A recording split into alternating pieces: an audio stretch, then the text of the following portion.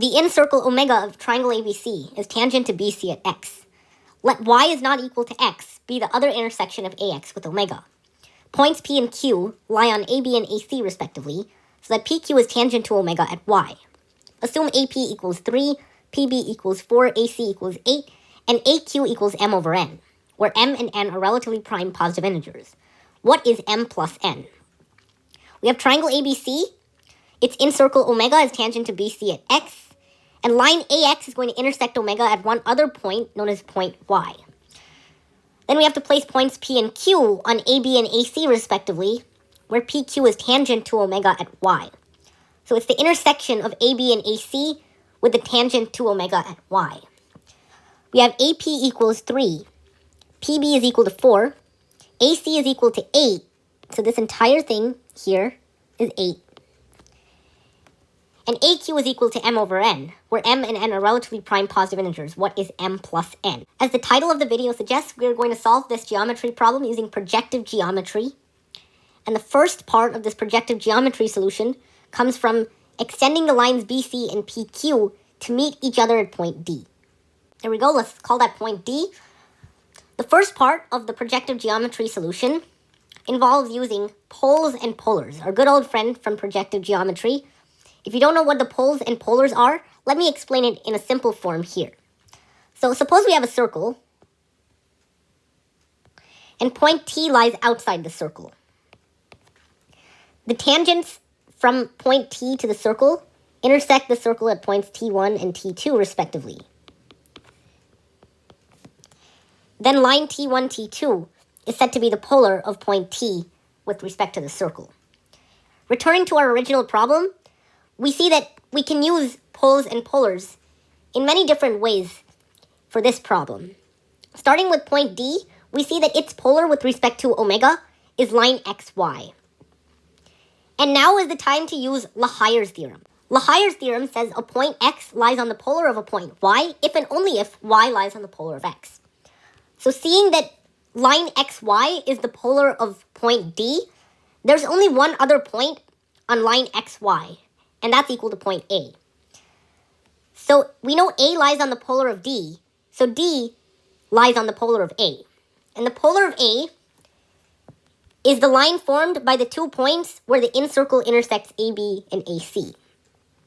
If it intersects AB at M and AC at N, then the polar of point A is just line MN. And D lies on that line by Lahaye's theorem. So let's draw in line DMN. Now, lines DMN and AYX, let's call their intersection point E. Then what can we say about point E? Well, we have to use our good old friend, the cross ratio. The cross ratio of 4 points on a line. If you don't remember what that is, I'll provide a simple explanation here. Let's say we have 4 points, A, B, X, and Y, on a line. Then the cross ratio, denoted as AB semicolon XY, is equal to XA over XB divided by YA over YB. And this cross ratio can be either positive or negative, depending on whether the 2 lines intersect, AB and XY. If AB and XY intersect, then the cross ratio will be negative. In other words, if AB, XY lie on a number line as little a, little b, little x, and little y, respectively, then the cross ratio is equal to x minus a over x minus b divided by y minus a over y minus b. And if you read EGMO chapter 9, you should recognize this theorem that will be very relevant in the context of this problem. Let AB be a chord of a circle omega, and select points P and Q on line AB. Then the cross ratio, AB semicolon PQ, is equal to -1, if and only if P lies on the polar of Q. And in this case, we have the chord XY of omega, and we have points E and A on line xy.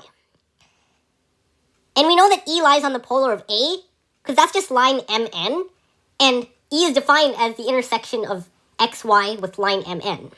So E lies on the polar of A, therefore xyae is equal to negative 1. We can write xy semicolon ae equals negative 1. And here's where the projective geometry comes in. We can project this cross ratio of xyae through D onto lines AB and AC via this pencil of lines DA, DPQ, DMN, and DBC is known as a pencil of 4 lines. And if you want a more in-depth explanation of projecting onto different lines, I highly suggest you check out my friend's video, which is in the description. So assuming you watched my friend's video, we know that the cross ratio xyae will be the same if we project through D onto line AB and then line AC. So if we project onto line AB through D, this is equal to, projecting through D, we write it like this, equals with a superscript of D. That's equal to BPAM.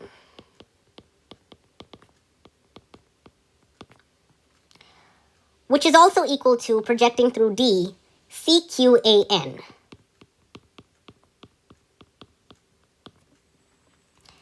And now, it's just computation. We have to turn back to the definition of the cross ratio.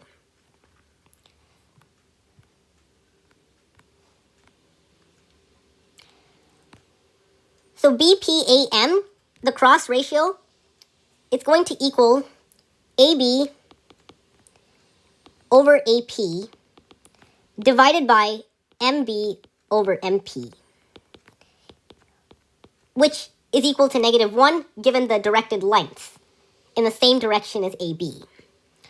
We know that AB is 3 plus 4, which is 7, and AP is equal to 3. So this is just 7 over 3 divided by MB over MP equals negative 1, or 1 if we just consider the lengths without direction. So 7 over 3 is equal to MB, and that's 4 minus MP, since PB is 4, over MP. So 7 over 3 is 4 minus MP over MP. Now cross-multiplying, we get that 7 MP is equal to 12 minus 3 MP, and 10 MP is equal to 12. So we have that MP is equal to 6/5. Now we can label the length of MP as 6/5. And now, this is actually really useful. We can use it to find the lengths of many other line segments. For example, BM, that's just equal to 4 minus MP, which is 4 minus 6/5, or 14/5. 14 over 5 is also equal to the length of BX. They're both equal to the tangent from B to omega. We also know the length of the tangent from A to omega. That's AM, which is 3 plus 6/5, and that's 21 over 5. So it must also equal AN. That's equal to 21 over 5, and NC is 8 minus AN, which is 19 over 5.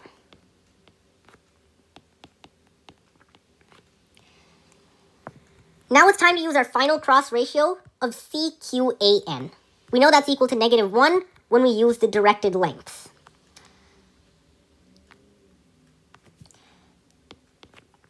So turning back to the definition of the cross ratio, we have that AC over AQ divided by NC over NQ equals negative 1. AC we know is 8. AQ is what we want to find. I'll just call that X. And NC is equal to 19 over 5. NQ, undirected, is equal to 21 over 5 minus X. And this is equal to 1. So in the second fraction, if we multiply both numerator and denominator by 5, we get that it's equal to 8 over X over 19 over 21 minus 5x. That's equal to 1.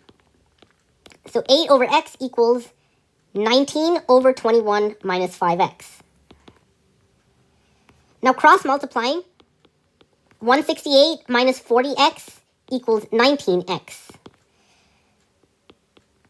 And adding 40x to each side, we get 168 equals 59x. X equals 168 over 59. It equals m over n, where m and n are relatively prime positive integers. M is equal to 168 and n is equal to 59. So what is m plus n? It's 168 plus 59, and that's equal to 227. And we finally solved an AIME problem 14 using projective geometry. So thank you all for watching this YouTube video. I hope you enjoyed it. Please follow my channel if you would like to see more videos before the AIME 1 on Thursday, February 1. And let's get to 400 followers before then.